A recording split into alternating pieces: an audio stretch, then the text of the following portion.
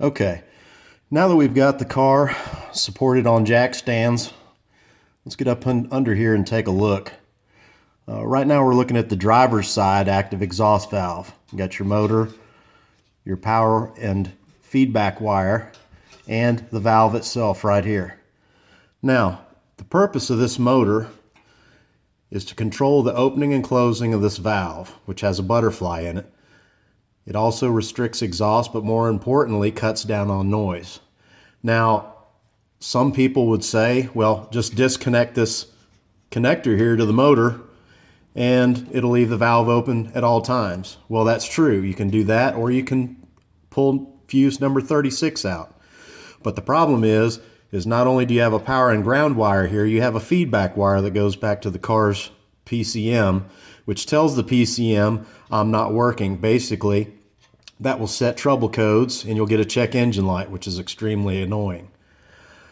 The other thing people think they can do is to just disconnect or remove these 3 nuts, pull the motor off, and just tie the motor up and let it hang. Well, that won't work either, because this motor turns to a predicted close point and a predicted open point.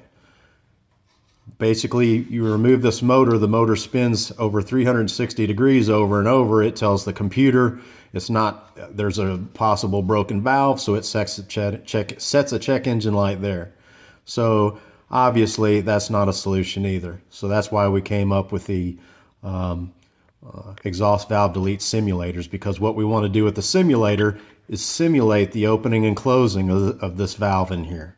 So let's get started. We're going to get started and remove the nuts and the power wire and remove the motor. I want you to take note, right now we're starting on the driver's side. Okay, they're exactly identical with the exception, and make sure you note this, that the part number for the driver's side motor is different from the passenger side. So do not get these mixed up. We're going to install the simulators one at a time, one side at a time. So to get started, the first thing we want to do is disconnect our power connector. Small tab on top of the connector, just lift up, pull it out of the way. And we're going to take a ratchet, or 8mm socket, and we're going to start removing the nuts. Now you notice when you start removing these nuts, there's going to be spring tension, because there's a spring between this motor and the actual valve cup. There's a cup that turns this butterfly valve in here that's got 2 slots in it, and this round spring fits in those slots. Obviously this spring is under pressure, so once we start loosening these, you're going to start feeling a little tension as the motor backs off. And what you want to do is take your left hand or your other hand, and you want to take your thumb and you want to push this motor in and hold this motor in and keep tension towards the pipe, because you don't want this thing flying off. You don't want to lose the spring off of this motor. It will come off, but I'm going to show you in this video how this spring needs to remain on this motor as you pull it off, the orientation of the spring in the motor. So I'm going to turn this off and I'm going to finish taking these nuts off, and then we're going to go to pull this off and I'll show you. Okay, now that I've taken the ratchet and loosened these nuts all the way off, or as far as I can without the motor coming off, while holding tension towards the pipe with my thumb on the motor, I'm going to remove the 3 nuts.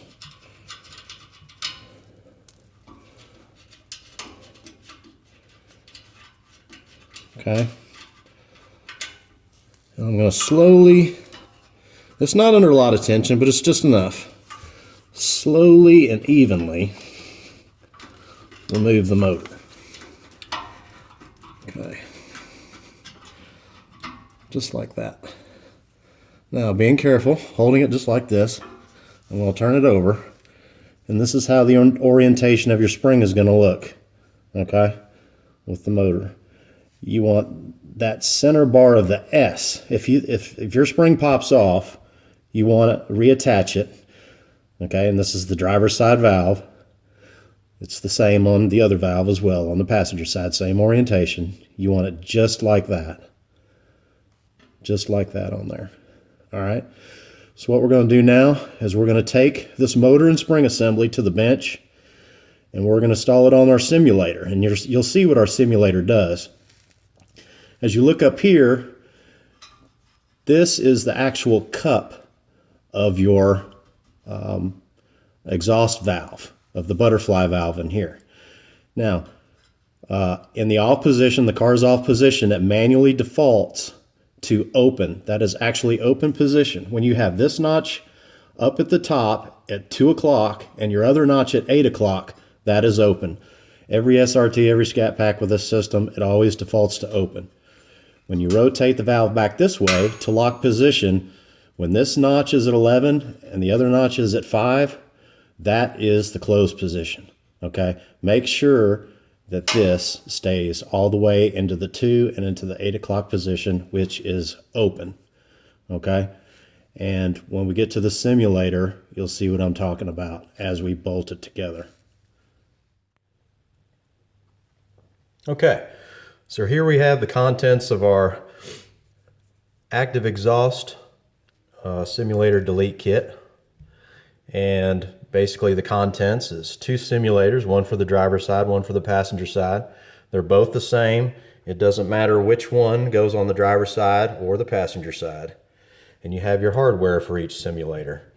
You have 3 mounting screws, 3 locking nuts, 2 aluminum 1/2-inch spacers or 2 nylon spacers. It'll ship with either one. There'll be a smaller 1/4-inch spacer as well. And same thing for the passenger side. The 2 red pins in the middle, those are gonna lock our OEM butterfly exhaust valves into the open position. If you remember when we took the motor off, it had 3 mounting studs. These pins slide over one of the mounting studs, and using the nut that once held on the motor, we're going to secure this pin to keep the butterfly exhaust valve in the open position. Last thing we have in the kit is 40-pound tensile strength wire ties. You've got 2 for each simulator. They easily tie up to the emergency brake cable on both the driver and the passenger side of the car up under the chassis. They tie up out of the way. They're very secure, and no need to worry about them coming off. All right, so let's get our motor. As we started with the driver's side, we're going to take our driver's side motor right here.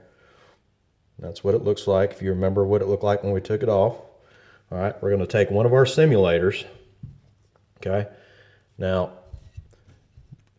it's going to go just like this. The motor is going to be facing up, and we're going to put the spring here, and I've, for demonstration purposes, highlighted the 2 notches into the simulator. Okay, this operates just like the valve on the car, and it's calibrated. If you'll flip it over, it's calibrated. The stops on each open and closed position, they're calibrated to go the exact distance as the valve on the car. And we call them simulators because once we talked about having to have the motor plugged in and having this motor, because of the data feed going back to the computer, this motor needs to tell that computer where this position of the valve is. So this simulator is simulating the position of the valve that's on the car. So when this motor starts to turn, it sends a message back to the computer saying, oh, the valve is closed, or oh, it's open. Without this simulator, this motor just spins and spins and spins. It sets a check engine light and several codes. So that's why this simulator is important. That's why we can totally leave the exhaust valves open on the car and have a free-flowing exhaust, just like we did before noise compliance. So let's get started and get this motor on. So taking this motor, we're going to place it just like this, motor facing up and your simulator facing this direction. We're going to put this part of the spring here, 1 notch here and 1 notch here, just like this, just like that, that easy. Now we're going to flip it over here, and we're going to take one of our screws, mounting screws, and we're going to place one in here. Okay, we're going to let it drop. And we're going to take 2 aluminum spacers. Actually, let's start over. We're going to take our 1/4-inch nylon spacer. We're going to take our aluminum spacer, 1/2-inch aluminum spacer here, And then we're going to take our other 1/2 inch aluminum spacer. And we're going to go ahead and we're going to place that in the hole. And let's just start our nut. Let's just get it started. That's it. Now take another one of your screws and we'll do the same thing. We'll place it through here, put our nylon spacer on first. Follow that up with 2 aluminum spacers. We're going to feed that through the mounting hole.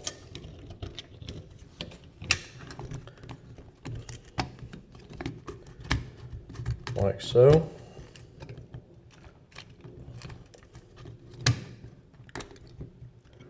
And we're going to start this nut. Now, your spring may want to come out of one side of the clip. All you have to do is turn it just a little bit, just like that, reset it. Okay, just like that. All right, we're still in the groove. We're in the grooves there, as you can see. Now let's start our last screw, our last mounting screw. Again, we're going to do the nylon spacer and then our 2 aluminum spacers. Again, I said that your little 1/2 inch spacers could come as nylon or aluminum. Right now, aluminum seems to be doing well. Nylon will work just as well too. All right, and we're going to secure this with a nut. Okay, now that's how it should look, just like that. You can see. Okay, you see how your spring is in both the grooves, those 2 cut grooves in the actuator cup on the simulator, just like that. Now see, that looks just like the motor bolted to the OEM valve. And that's what we're doing, is we're allowing this motor to turn that arm to say I'm closed or I'm open. Sends feedback back to the computer saying everything's a-okay. Okay guys, with just as simple as a 3/8 end box end wrench and Phillips head screwdriver, we've got our driver's side motor assembly, exhaust motor assembly, mounted to our simulator now. All right, and there you have it. And again, make sure your spring is seated properly in the 2 grooves in the cup. Each end of that spring should obviously be in the cup to operate the arm that runs up against the stops here. Next, we're going to take this up under the car. We're going to plug it in and secure it. All right, guys, back under the car here. We're going to take our motor and simulator assembly. We're going to be attaching it right up here to this brake cable. Now, this brake cable, it'll hold, oh my gosh, 5, 6, 10 pounds. Very sturdy. Don't worry about tying the simulator and motor assembly up to it. It's absolutely just fine.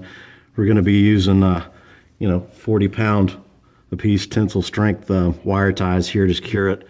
Not a big deal at all. When you're installing your simulator, you want the pointer to be facing the drive shaft, and you want your plug to be facing the drive shaft as well. And to get a little extra slack in your wire, you've got on the OEM clip for your motor, you've got a little Christmas tree clip here on your muffler bracket. Just, pop it loose. That's going to give you some extra slack. Run it up here above the gas tank filler. And before you plug your motor in, take note, sometimes there can be a gap here in between the rotating arm on the simulator and the stop. Make sure your finger does not get in there.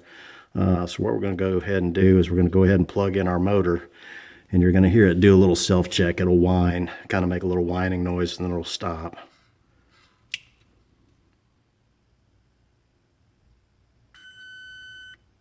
Okay, so now we're preloaded in the open position, and like I said before, that's where the car always starts. And we're just going to hang our simulator right here on the emergency brake cable. So we'll just grab one of our wire ties and we'll go around this spacer here.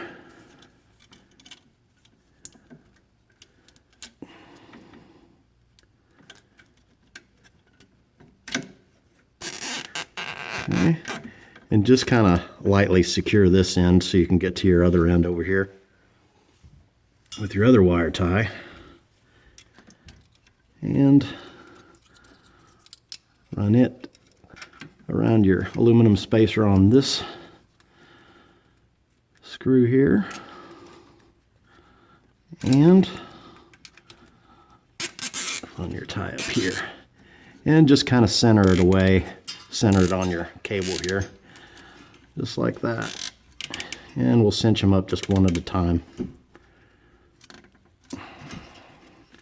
Just like that. All right.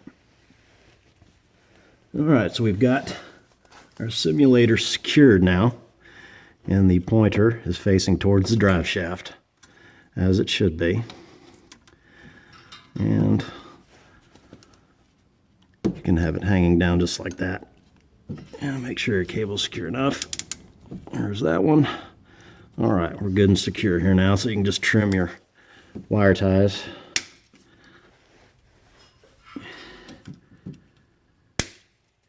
Okay. All right. Now our simulator secure. As you can see, this simulator assembly, it probably doesn't weigh any more than, I don't know, 36, 38 ounces. It's not heavy at all. And this emergency brake cable here is plenty stout enough to take the weight. It's not putting any weight on this cable whatsoever. And we've got it secured here. And our next step is going to be to put our locking pin on our exhaust valve right here. And we'll get to that in just a second. All right, now what we're going to do is we are going to secure our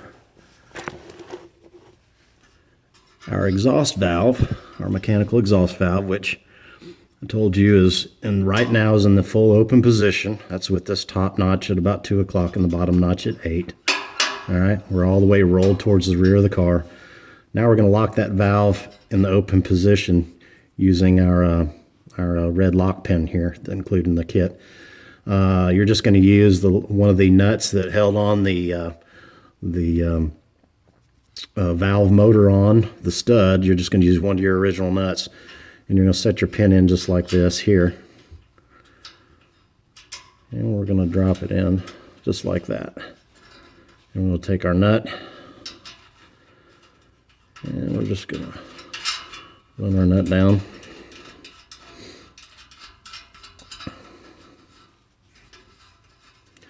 Just like that. And make sure your valve stays rolled all the way towards the rear of the car so it's fully closed. And we're going to take our 8mm ratchet socket here, and we're going to tighten that down.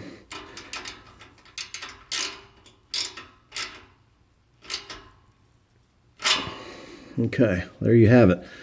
Your mechanical valve here is now locked in the fully open position. Okay, I went ahead and did the passenger side. Since the motor and everything is exactly the same as the driver's side, there was no reason to show you removing the passenger side motor over here. I've already done that.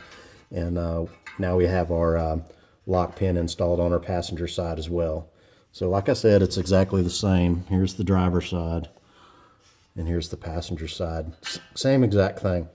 I also went and hung up our simulator on the passenger side as well. I'll show you that here. And here it is.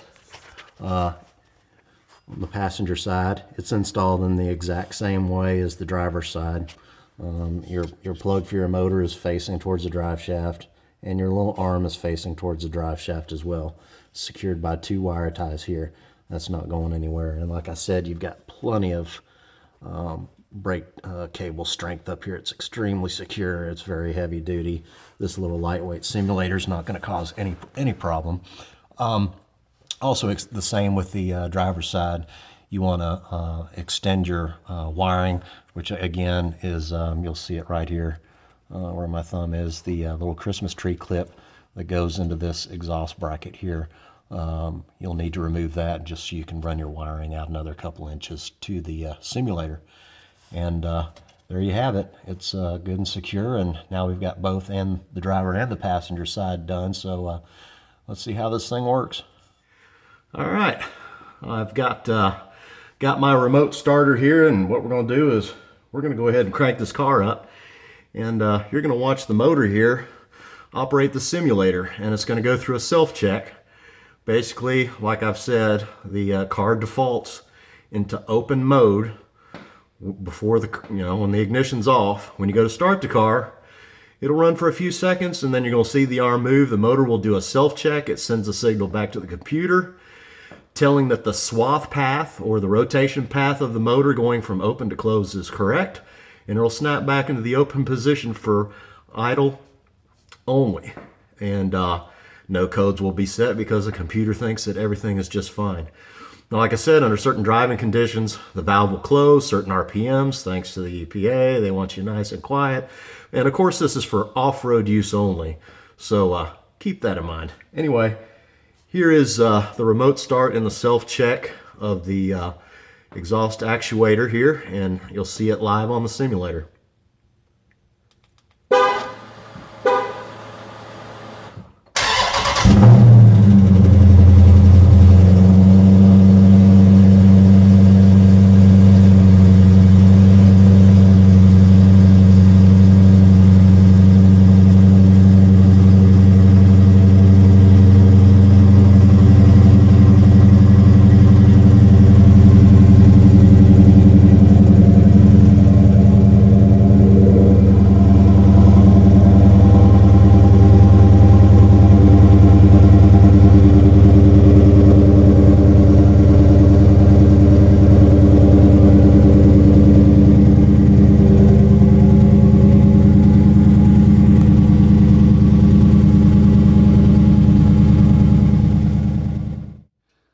Alright guys, let's just take a quick look here and check out our ground clearance. And as you can see, nothing is hanging down at all.